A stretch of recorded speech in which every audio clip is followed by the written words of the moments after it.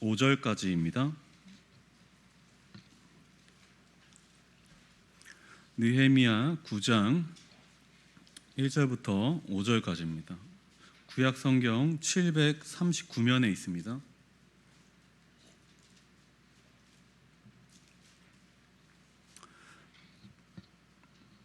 느헤미야 9장 1절부터 5절까지 함께 읽겠습니다. 그달 29나에 이스라엘 자손이 다 모여 금식하며 굵은 베옷을 입고 티끌을 무릅쓰며 모든 이방 사람들과 절교하고 서서 자기의 죄와 조상들의 허물을 자복하고 이날에 낮 4분의 1은 그 자리에 서서 그들의 하나님 여호와의 율법책을 낭독하고 낮 4분의 1은 죄를 자복하며 그들의 하나님 여호와께 경배하는데 레위 사람 예수아와 바니와 감미엘과 스바냐와 분니와 세레베와 바니와 그나니는 단에 올라가서 큰 소리로 그들의 하나님 여호와를 부르짖고 또 레위 사람 예수아와 감미엘과 바니와 하삼느야와 세레베와 호디야와 스바냐와 부다히야는 이르기를 너희 무리는 마땅히 일어나 영원부터 영원까지 계신 너희 하나님 여호와를 송축할지어다. 주여 주의 영원한 이름을 송축하올 것은 주의 이름이 존귀하여 모든 송축이나 찬양에서 뛰어남나이다. 아멘. 네, 할렐루야. 아멘. 네, 시원하시죠? 네. 수요일 날에 거의 죽을 뻔했습니다. 네. 거의 70년대 그 예배 스타일로 갈 뻔했는데 주님이 아직 부르시지 않은 것 같아요. 네, 그래서 잘 견뎌냈습니다. 지금의 이제 이 느헤미야의 시간적인 흐름을 보면요, 이스라엘 사람들이 이 초막절이라는 가장 그 중요한 절기, 유대인의 3대 절기죠. 이 초막절 절기를 마친 직후라는 거죠. 우리 1절을 한번 눈으로 보면요, 그달 29날에 이렇게 되어 있어요. 29날이라는 것은 초막절이 끝난 이틀 후를 말하는 거거든요. 이틀 있다가 우리가 보통 어떤 한 가지 큰 일, 행사, 어떤 뭔가 에너지가 들어가는 일을 치르고 난 다음에는 좀 쉬고 싶은 그런 마음이 드는 것이 지당하죠. 어떤 일을 하느라고 사용한 에너지, 어떤 흥분감, 아니면 긴장도를 낮추고 일상으로 돌아가야지만은 또 우리가 일상을 살아갈 수 있지 않습니까? 우리는 언제 에너지를 제일 많이 쓰나요? 주일날 제일 많이 쓰지 않습니까? 주일에 가장 많은 에너지를 쏟아내고 월요일이라는 그 일상으로 다시 돌아가잖아요. 그것처럼 이 이스라엘 사람들도 초막절이라는 큰 절기를 마치고 이제는 그들이 살아가는 그 일상으로 다시 돌아가야 돼. 회복해야 되는데, 복귀해야 하는데, 이 사람들은 신앙 공동체로서 굉장히 특이한 모습을 우리에게 보여주고 있습니다. 어떻게 하고 있느냐? 우리 한번 2절을 읽어보겠습니다. 함께 읽어볼게요. 모든 이방 사람들과 절교하고 서서 자기의 죄와 조상들의 허물을 자복하고. 아멘. 네, 일상으로 돌아가야 되는데 이 사람들이 그곳으로 돌아가지 않고 이제 좀 쉬어야 되는데 이 사람들이 다시 모여서 하나님께 회개하기 시작하였다. 이게 되게 특이한 부분이에요. 초막절이라는 엄청난 절기를 끝낸 다음 이제 좀 쉬어야죠. 초막절을 어떻게 만들었죠? 주변에서 나무까지 주워가지고 집 만들었잖아요. 힘든 노동이 들어간 거예요. 물론 그 안에 기쁨이 있었지만 육체적으로는 쉬어야 되는데 이 사람들이 집에 갔다가 다시 모여서 하나님 앞에 회개하기 시작하였다. 이거 굉장히 특이한 거죠. 그렇게 하면서 자신을 가장 낮춘 모습으로 1절에 보니까 금식하고 베옷을 입고 티끌을 무릅쓰며, 이것은 자기를 최대한대로 낮춘 것이죠. 최대한대로 자신의 모습을 낮춘 다음에 하나님께 기도하기 시작합니다. 자, 이들의 그 마음이 어디로 향해 있다라는 거죠? 하나님께 집중하고 있다는 겁니다. 단 한시도 빠뜨리지 않고 하나님께 자신의 온 마음과 정성을 다해서 주님께 집중하고 있는 거예요. 모든 일과 형편을 제쳐두고서라도 일상으로 복귀해야 하는데 그것을 제쳐두고 영적인 회복을 가장 우선시하였다. 놀라운 사실이라는 거죠. 우리는 이 백성들의 모습을 보면서 나 자신의 이 신앙생활이 어떠한 모습이어야 하는지 좀 참고할 필요가 있습니다. 중요한 절기를 마치고 자기의 삶으로 돌아갔단 말이죠. 그러면은 우리는 어떻게 살아야 하는가? 우리가 다시 돌아간 일상의 자리에 어떻게 우리가 주일에 받았던 은혜, 그리고 하나님과 만났던 그 감격을 우리의 실생활 속에 실제화할 수 있는가? 그러니까 곧 어떻게 하면 내 삶의 예배를 끌고 들어올 수 있는가? 이게 굉장히 중요한 거예요. 우리가 흔히 썬데이 크리스찬 이런 말 하잖아요. 그 말은 뭐죠? 6일 동안은 자기 맘대로 살다가 주일날만 7일째만 나와서 하나님께 예배하는 사람들, 그 사람들 썬데이 크리스찬이라고 그러죠. 믿지 않는 사람들과 구분 없이 6일 동안을 살아갑니다. 그러다가 주일만 거룩한 척 사는 거죠. 그러나 이스라엘 백성들은 그렇게 하지 않고 예배를 통해서 받았던 은혜, 감격을 어디로 갖고 옵니까? 일상의 영역으로 갖고 들어오는 거예요. 그리고 자신의 일상을 하나님께 예배로 만들어버리는 거죠. 그냥 삶 전체를 하나님께 예배로 올려드리는 것입니다. 그것이 우리가 반드시 좀 참고하고 닮아야 될 부분이라고 생각합니다. 우리 2절을 한 번만 다시 읽어볼게요. 모든 이방 사람들과 절교하고 서서 자기의 죄와 조상들의 허물을 자복하고, 아멘. 이방 사람들과 절교합니다. 하나님의 말씀을 듣고 회개 운동을 하기 시작하면서 그에 나타난 반응으로 어떤 반응이 있었냐? 이방 사람들과 절교를 하는 거예요.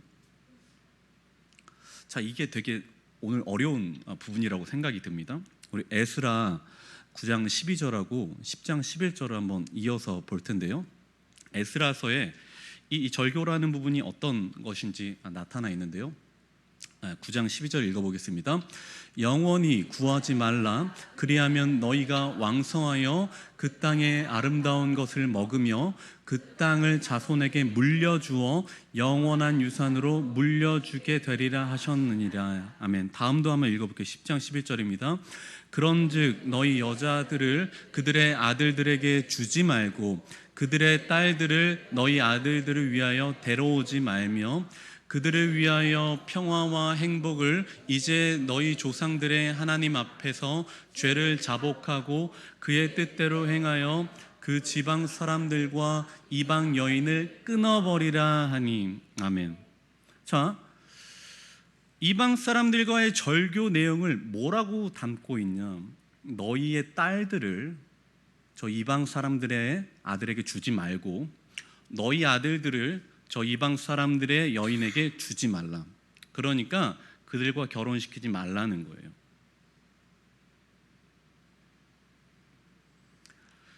이 오늘 2절에 나오고 있는 모든 이방 사람들과 절교한다라는 것은 절교의 주된 내용이 무엇인가? 바로 통혼의 문제라는 것이죠. 이스라엘 사람들이 이방 사람들하고 함께 결혼한 거예요. 자, 우리가 과거로 좀만 들어가서 생각해 보면은 하나님께서 이스라엘이 가나안 땅으로 입성할 때에 가장 경계하셨던 것 중 하나가 무엇인가? 바로 통혼의 문제였어요. 이방인들과 섞이지 말아라. 하나님은 이스라엘이 자신과 함께 있기를 원하셨거든요. 그러니까 거룩한 백성이 되라, 제사장 나라가 되어라, 이렇게 하나님께서 원하셨는데, 자, 국적이 다른 사람들끼리 결혼하게 되면은 어떤 문제가 생기죠? 그 외국에서 온 사람들이 자기만 혼자 오는 것이 아니라 그 나라에서 섬기고 있었던 그 국가의 잡신을 데리고 온단 말이죠. 그렇죠? 야곱과 라헬이 결혼했잖아요. 그때 라헬이 도망하면서 몰래 뭘 갖고 나오니까 드라빔을 갖고 나오는데, 우리 창세기 31장 19절에 이 말씀이 나와 있는데요. 한번 읽어보도록 하겠습니다. 그때에 라반이 양털을 깎으러 갔으므로 라헬은 그의 아버지의 드라빔을 도둑질하고. 아멘. 라헬이요, 그 집안에서 섬기고 있었던 어떤 잡신, 어떤 우상을 훔쳐가지고 나왔어요. 그 말은 즉슨 야곱과 결혼했지만은 그 전에 섬기고 있었던 그 가정 수호신을 여전히 섬기겠다라는 그 마음이 있는 겁니다. 자, 솔로몬에게 몇 명의 아내가 있었죠? 1000명이 있었어요. 1000명. 1000명의 아내가 있었는데 엄청 많다라는 말입니다. 이번은 진짜 1000명이 아니라 타국과 화친하기 위해서 그 솔로몬이 정략적인 결혼을 하죠. 그래서 왕후 비빈들, 이 사람들이 1000여 명이, 수많은 사람들이 이스라엘 성전으로 오게 되었죠. 그러면서 뭐 갖고 왔을까요? 자연스럽게 그 우상을 갖고 왔단 말이죠. 자신의 국가에서 섬기고 있었던 그 잡신을 갖고 온단 말이죠.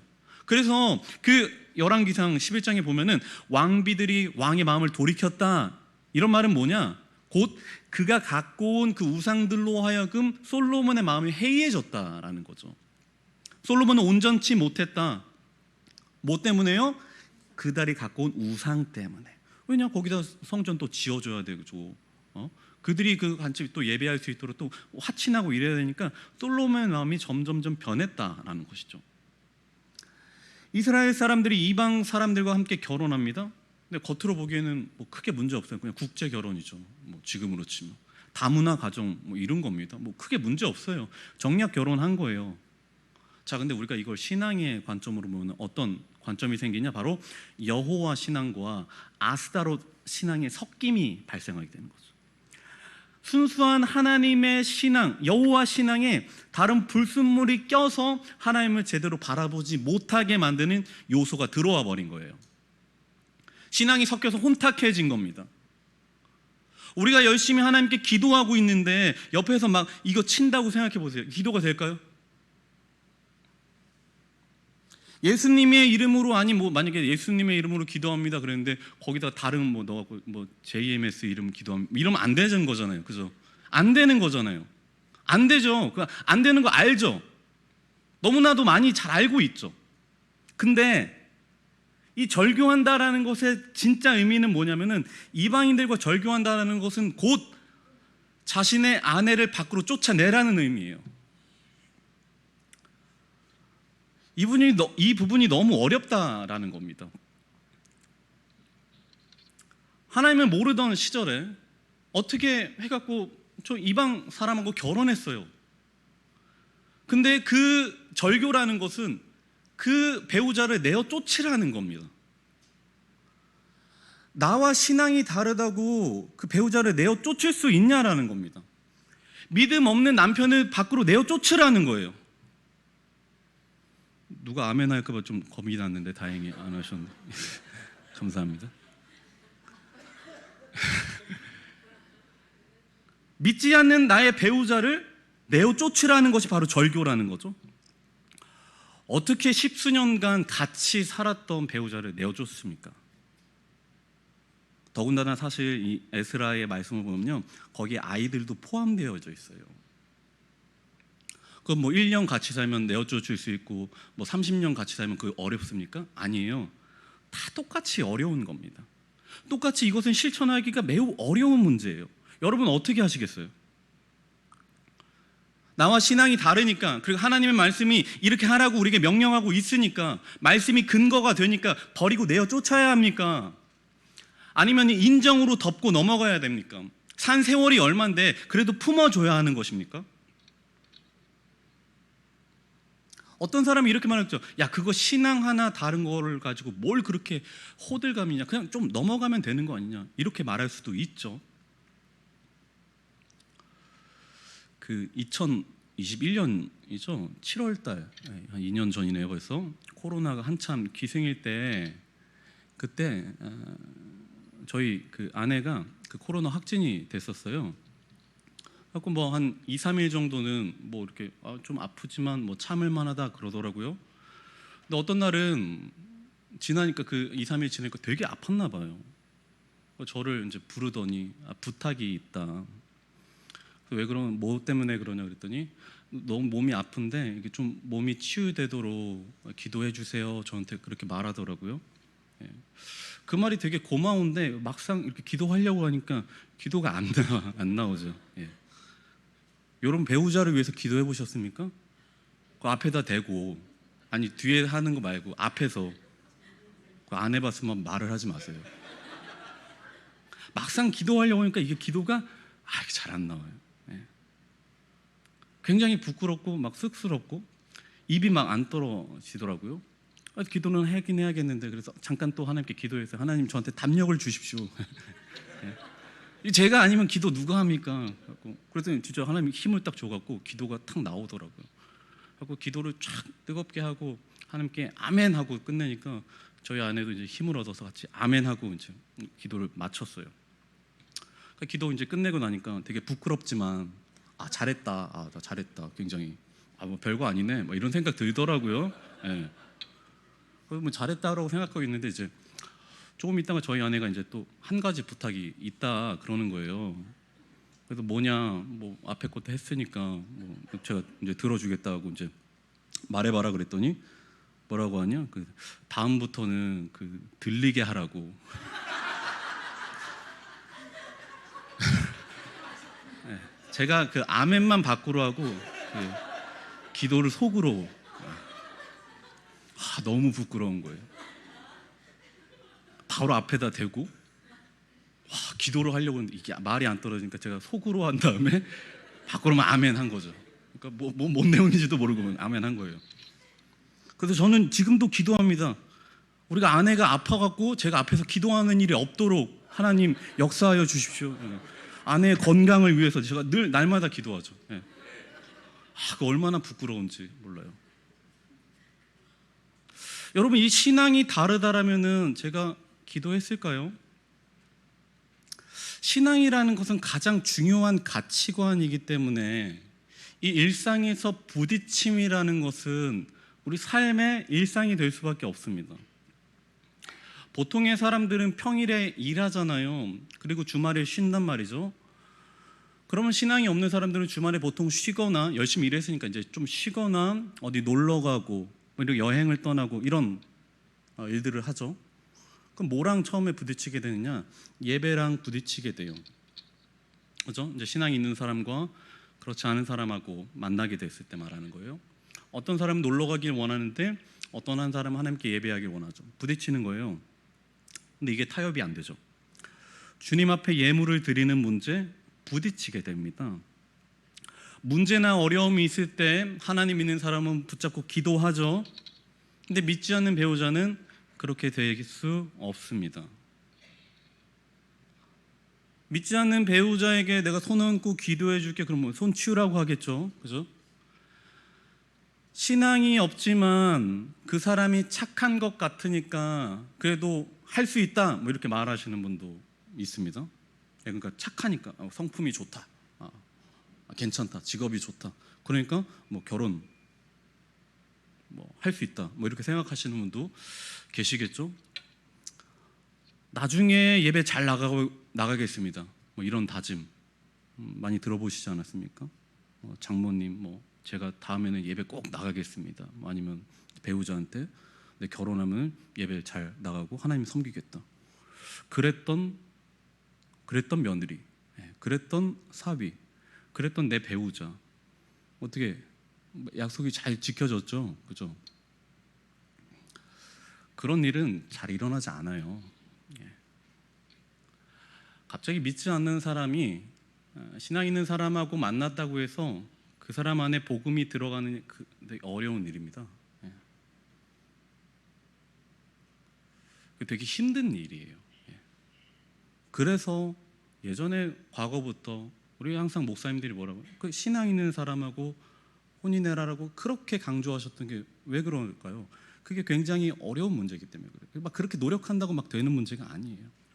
우리가 지금까지 가족 신앙 돌려놓는데 30년, 40년 기도하고 시간을 썼단 말이죠. 근데 왜 또 30년짜리 근심을 짊어지려고 하냐는 말이죠. 그 어려운 문제예요.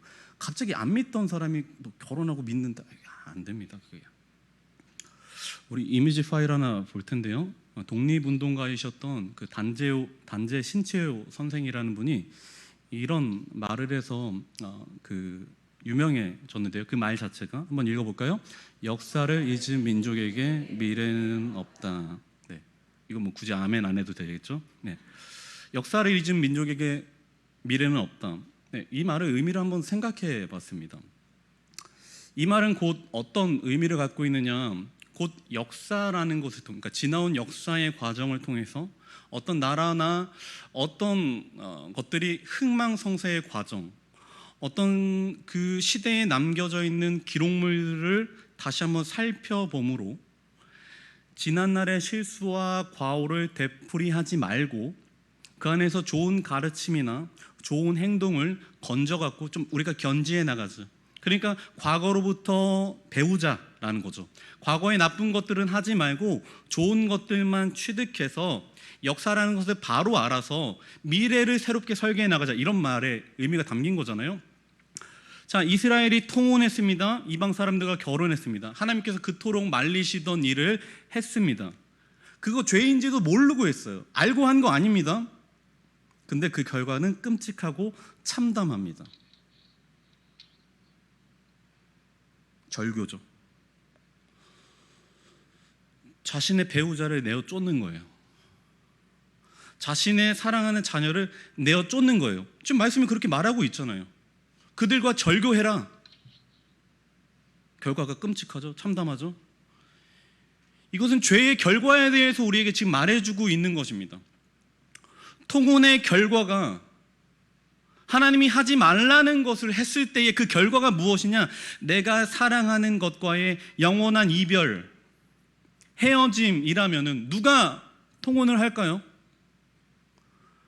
나의 이 죄의 선택을 통하여서 어떤 죄의 결과가 예상된다라면은, 그것이 그리고 가장 내가 아끼는 사람을 내어 쫓는 일이라면, 결과라면은 우리가 그 일을 행할까요? 하나님께서는 신앙이 혼합되는 것에 대해서 엄히 물으십니다. 우리는 그것을 기억해야 됩니다. 하나님은 우리에게 무한히 용서하시는 분이지만은 그 죄를 물으실 때는 굉장히 엄하게 심판자로서 우리에게 질문하신다라는 거죠. 이 사람들이 지금까지 통혼이라는 것이, 이방 사람들과 결혼한다라는 것이 그 사람들과 어울리고 같이 사업하고 일하고 같이 동네에서 함께 지내고 이런 일이 나쁜 것이라고는 꿈에도 생각을 못했어요. 그 잘못된지 몰랐습니다. 왜냐하면 율법이 없으니까 포로로 살았잖아요. 그러니까 굳이 뭐 그게 그렇게 나쁜 일인가 생각이 들었는데, 근데 이제 하지만 초막절 절기를 끝내고 하나님의 율법의 말씀을 듣게 되죠. 거기서 발견하는 거예요. 모든 이방 사람들과 절교해라. 특별히 여호수아 말씀을 보니까 그때에 그 가나안 땅에 들어갈 때에 하나님께서 정말로 금하셨던 거, 그 사람들과 어울리지 마. 그러니까 그 가나안 족속을 멸하라고 하시잖아요. 혹시라도 섞일까 하는 하나님의 그 마음이 있었던 것이죠. 거기서 하지 말라는 그 말씀을 율법 속에서 발견하게 되고, 초막절도 왜 지키죠? 율법을 통해서 말씀 발견한 거잖아요. 그 하지 말라는 말씀도 지금 발견한 거예요. 왜 하나님께서 그토록 이방 사람들과 섞여서 혼합 민족이 되는 것을 경계하셨는지 배우게 되고, 자신의 삶에 한번 대입해 보니까 이걸 어떻게 지켜날까 하니까 아무런 거스름 없이 했었던 나의 모든 행동들이 다 죄였다라는 것을 알게 되죠. 그러니까 인간의 삶은 가만히 냅두면 다 죄악으로 흘러갑니다. 악해요. 나쁜 행동을 하게 되어 있습니다. 하나님의 길과는 반대되는 길로 걸어가는 것이 우리 본성이란 말이죠. 하나님 말씀 3절을 한번 다시 읽어보겠습니다. 이날에 낮 4분의 1은 그 제자리에 서서 그들의 하나님 여호와의 율법책을 낭독하고 낮 4분의 1은 죄를 자복하며 그들의 하나님 여호와께 경배하는데. 아멘. 네, 낮 4분의 1이라는 것은 각 그 낮을 3시간으로 쪼갰다라는 건데요. 첫 번째, 그러니까 6시부터 9시까지는 그 자리에 서서 하나님의 율법책을 낭독했다. 네, 이게 이제 낮 4분의 1이죠. 또 다른 낮 4분의 1은 어떤 일이 발생합니까? 네, 죄를 자복했다. 네. 하나님의 말씀을 낭독한 이후에, 그러니까 곧 9시부터 한 12시까지 정도 되는 한 3시간의 시간을 통해서 계속해서 자신의 죄를 회개하는 거죠. 계속 말씀을 듣고 죄를 회개하는 거죠. 말씀을 듣고 더 뻔뻔해지는 사람은 없습니다. 하나님의 말씀을 듣고 고개가 더 고다지는 사람은 없어요. 자연스럽게 숙여지게 돼 있죠. 왜냐? 그 말씀에는 힘이 있고 능력이 있어서 우리의 숨겨진 죄의 중심부를 정확하게 타격하기 때문입니다. 주님을 알고 주님을 가까이 하면 할수록 우리 입술에서는 회개가 나올 수밖에 없어요. 많은 사람들의 이야기를 들어보십시오. 주님을 알면 알수록, 주님을 가까이 하면 할수록 우리의 신앙이 더욱더 굳건해지고 주님을 바라보게 될수록 회개밖에 안 나오는 거예요. 하나님 앞에 얼마나 그렇게 잘못한 것들이 많이 생각나고, 그리고 가장 정결하신 하나님 앞에, 순결하신 하나님 앞에 가까이 가니까 나의 더러운 모습들이 하나하나 밝게 드러나게 되는 것이죠. 껌껌한 데 있으면 더러운 거 모르죠. 밝은 데로 나아갈수록 그 온 오물이 드러나는 것 아닙니까? 주 앞에 가면 갈수록 우리의 죄가 낱낱이 드러나는 것. 자연스럽게 고개가 숙여지고 자신의 그 죄와 잘못을 하나님께 고백하게 되죠. 그러니까 낮 4분의 1, 약 3시간이 그 넘는 시간 동안 하나님 앞에 끊임없이 회개가 나오는 거예요. 계속. 하나님을 알고 말씀을 듣고 회개하는 이 자연스러운 일련의 과정들이 나타나게 돼 있어요. 말씀을 들었으면은 그 말씀에 우리의 삶을 대입하게 돼 있고, 그 말씀을 우리의 삶에 대입해 보면은 정말 잘못한 것 투성이라는 것이죠. 저는 이것이 우리 예배의 모습이 되기를 소망합니다. 여러분들에게도 회개가 있어야 되고요. 하나님 앞에 늘 날마다 가까이 가셔야 됩니다. 그래야지 우리의 죄가 밝히 드러나고 주 앞에 회개할 거리들이 생각나고 드러나게 되는 것이지. 우리 5절도 한번 읽어볼 텐데요. 전체 읽지 말고요. 중간에 그 너희 무리는 이렇게 시작되는 부분이 있습니다. 5절에 너희 무리는, 여기서부터 읽어볼게요. 너희 무리는 마땅히 일어나 영원부터 영원까지 계신 너희 하나님 여호와를 송축할지어다. 주여, 주의 영화로운 이름을 송축하올 것은 주의 이름이 존귀하여 모든 송축이나 찬양에서 뛰어남이니이다. 아멘. 너희 무리는 마땅히 일어나, 이렇게 되어 있는데요. 이미 시간의 흐름을 보면요, 이 사람들 이미 서 있어요. 2절도 보니까 절규하고 서서 이렇게 되어 있죠. 서 있는 거예요. 3절도 보니까 그 제자리에 서서 이렇게 되어 있습니다. 이미 서 있어요. 이미 서 있는데 또 뭐라고 하냐면은 서서 마땅히 일어나라 이렇게 되어 있습니다. 이미 서 있는데 너희는 마땅히 일어나라 이렇게 되어 있어요. 이미 일어나 있지만은 다시 일어나기를 요청하고 있습니다. 이것은 하나님 앞에 서 있는 자세가 무엇이어야 되는지, 어떠해야 되는지 우리에게 말해주고 있는 거죠. 일어나 있지만은 다시 일어나라. 너희 마음 중심에서부터 일어나라. 그래서 이들이 하나님께 예배하고 경배하고 찬송하고 송축하면서 영원부터 영원까지 계시다고 하나님께 고백하게 되는 것이죠. 자, 여기서 제가 하나 단어를 주목해 보려고 하는데요. 여기 일상적으로 사용하는 이 지시대명사 중간에 너희라는 말이 반복해서 나옵니다. 너희 무리는 마땅히 일어나 너희 하나님 여호와를 송축할지어다. 이렇게 나오죠. 너희라는 거예요. 너희라는 단어를 한번 살펴볼게요. 이거 특별한 단어 아닙니다. 뭐 엄청난 뜻을 갖고 있는 게 아니에요. 그냥 보통의 단어입니다. 자, 근데 이것이 이 9장 5절에서 어떤 역할을 하고 있는가?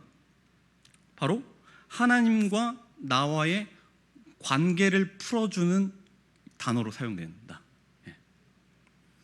영원부터 영원까지 계신 하나님, 영광 받으시고 존귀하신 하나님, 마땅히 송축받아야 하는 하나님, 그리고 이스라엘을 당신의 소유와 백성으로 삼으신 하나님, 그 하나님이 너희 하나님이다라는 거죠. 그게 너희 하나님이라는 거예요. 다른 하나님이 아니라 너와 그냥 가까이 있는 뭐 친분이 있는 사이가 좋은, 그게 아니라 너의 하나님이라는 겁니다.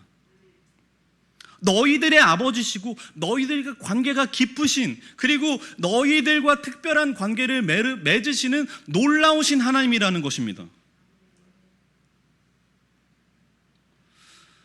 하나님은 시편에서 다윗의 그 기도를 듣고 마음껏 그 흠양하시는 장면이 나오는데요. 우리는 오늘도 하나님의 말씀을 듣고 자연스럽게 이런 마음이 듭니다. 어떻게 하면 내 안에서 죄를 멀리할까? 예, 이 지금 이스라엘 백성이 회개했던 것처럼 어떻게 하면 나도 하나님 앞에 회개할 수 있을까? 내 죄를 주님 앞에 어떻게 자복할 수 있을까? 예. 그럼 우리는 보통의 생각은 이렇습니다. 그럼 이제 앞으로 이것도 하지 말고 저것도 하지 말고 다 끊고 어떻게 해야지, 이 시간에 하나님께 드려야지, 이렇게 보통 생각합니다. 이것도 하지 말고 저것도 하지 말고 이렇게 보통 생각합니다. 이런 거죠. 다이어트 해야지, 밀가루 안 먹고 6시 이후로 안 먹고 잘 지켜집니까? 근데 안 지켜져요. 예. 안 됩니다. 그거 잘. 밀가루 어떻게 다 끊어요? 안 되죠. 6시 이후로 그때부터 식욕이 돋는데 왜 안 돼요? 안 돼요. 그러니까 무엇인가를 안 하는 방법은요, 한계가 있어요. 예. 그거는 오래 못 갑니다. 그럼 어떻게 해야지 될까? 죄를 멀리하고 죄와 결별하는 방법은 하나님과 가까이 하는 거예요. 그냥 하나님 곁에 있으면 됩니다. 그때 그냥 모든 것들이 다 해결돼요. 뭘 안 하고 새벽에 일어나야 안 됩니다. 그거 잘 안 돼요. 안 하고 뭘 해야 이거 잘 안 되고요. 그냥 하나님 곁에 있으면은 다 해결이 되더라. 하나님을 높이고 그분이 영광스럽다고 고백하고 우리가 그분을 노래하고 우리 입술에서 아멘 아멘 주님을 높이고 그때에 하나님의 그 놀라우신 기적과 능력의 하나님께서 다른 하나님이 아니라 너희 하나님이 되기를 축복합니다. 우리 하나님은 바로 여러분들의 하나님이십니다. 그 하나님이 우리를 주목하고 계시고 오늘도 우리의 회개를 받기를 기다리고 계시고 그 회개를 통해서 엄청나신 은혜를 부어주시려고 지금 준비하고 있다. 그 사실을 믿으시기 바랍니다. 오늘도 하나님을 높이 찬양하며 늘 하나님과 가까이 하시는 여러분들이 되기를 축복합니다. 우리 하나님께 찬양을 올려드릴 텐데요, 이 스바냐 3장 17절에 그 성경을 찬양으로 만들었습니다. 너의 하나님 여호와가 너희 가운데 계시니 우리 찬양을 우리 주님께 올려드리겠습니다.